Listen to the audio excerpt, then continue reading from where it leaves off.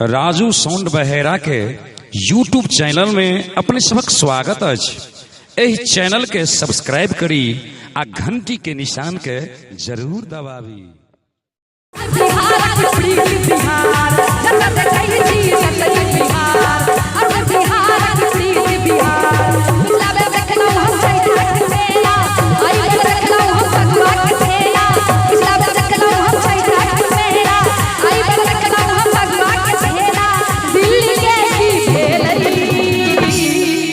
एक बेर कनी यहाँ सब कड़कड़ौआ ताली बजे केना रंगीला रंगीला रंग रंग रंगीला रंगीला रंग रंगीला रंगीला रंगीला रंगीला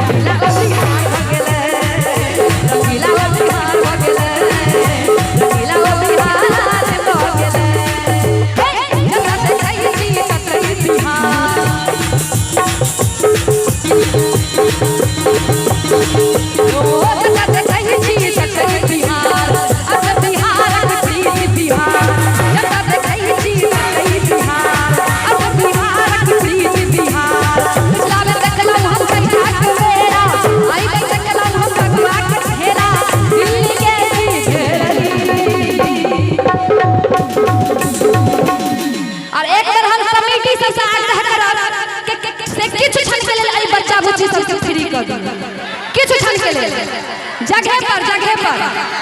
किछ कंगल अहाँ सब से हाथ जोड़ के प्रार्थना कनी देर कनी डांस करो दियो निका सबके तैयार छी ने एकदम झूठ रंगीला रंगीला रंग रंग रंगीला रंगीला रंग रंग रंगीला रंगीला रंगीला